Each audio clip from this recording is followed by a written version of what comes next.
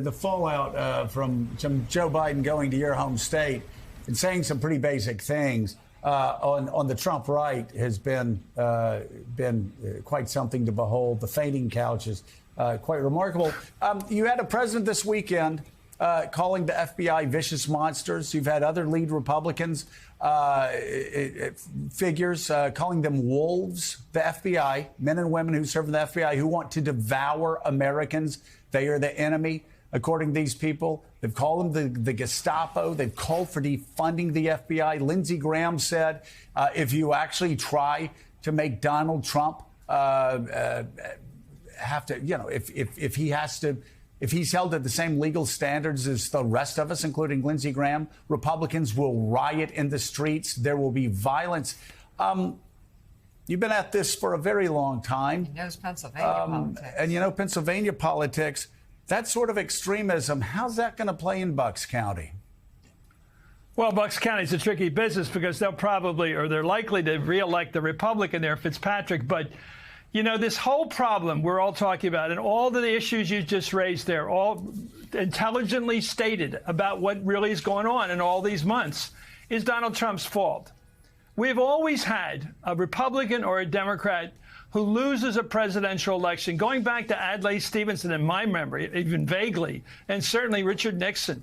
They've all accepted the fact that they lost. They told their people they lost. They made sure they all understood it. Nixon met with Kennedy down in Key Biscayne, Florida, sat there drinking Cokes with him and said, I lost. You've got the helicopter. I don't.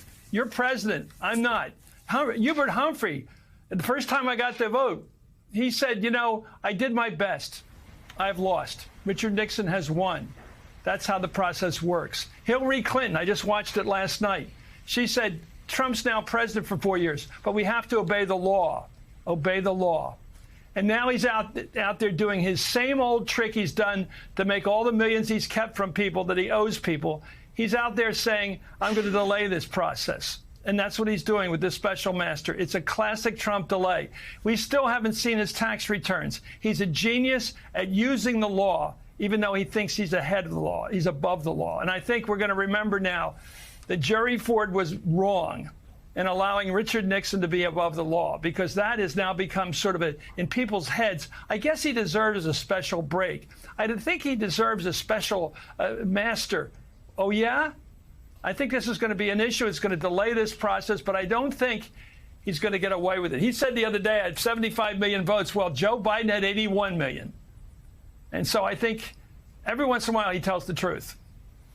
So certainly, Eugene, we've never been here before with the threat that Donald Trump poses to this democracy. And that's the central argument that we're hearing from President Biden. That's the closing argument the White House is offering here as we head now into the final 2 months of the midterm elections. You were with him on the road yesterday to key battleground states, Pennsylvania, Wisconsin, not just for, say, the Senate this time around, but for a potential presidential campaign in 2024. Give us a sense of President Biden. We know his message, but how did he deliver it? How was it received? And talk to us about the calculation that the other Democrats had about standing with him or not. Yeah, I mean, this is the centerpiece of the Biden campaign for everyone else to run in the midterms, right? That democracy is under attack and that Democrats have been delivering. And I will say in Wisconsin, it was a huge crowd, really big crowd of folks, and they were raucous and they were excited to see him. And Biden kind of had a little bit of his swagger back, right? He's had a good couple of months. His approval ratings have started to get better and better as we've seen things change in the Senate and House landscape. And so he felt really good. And that was very clear as we saw him bounce on and off Air Force One, get on Marine One, et cetera.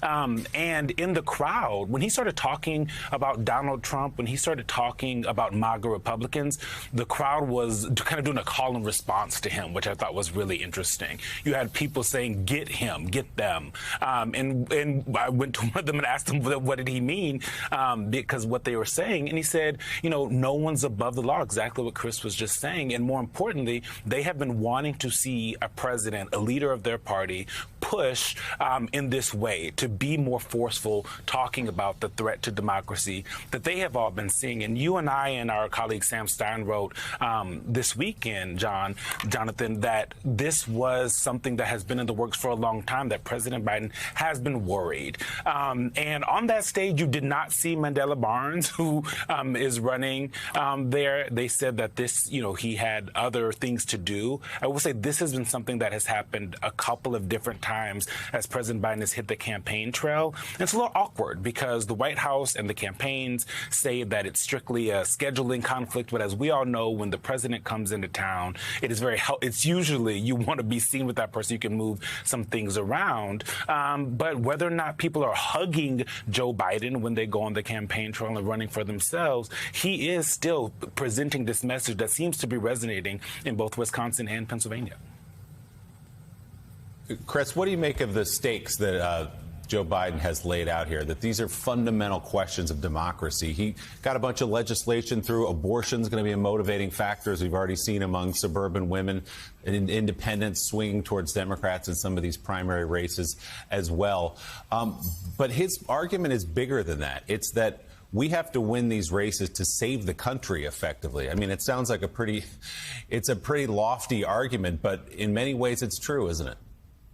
Well, it's not too lofty because I'll again say this. It's not in the Constitution that the candidate who runs for president and loses shouldn't say so. But they've always said so, Republican and Democrat. I mean, Mitt Romney, everybody. I mean, Hubert Humphrey, everybody, Adlai Stevenson, John McCain. When you lose a presidential election, you tell the people right up front, the other person won. And that's how they see truth. And unfortunately, with Trump and his cult following, a lot of people out there believe anything he says. When he said that Barack Obama was from Kenya or wherever, Indonesia, he was born there, a lot of them bought that. But this time they're buying it wholesale. Now, what I think is going on is Kevin McCarthy has given his people the prayer book. And it's the same prayer book in both parties. It's how the districts are leaning.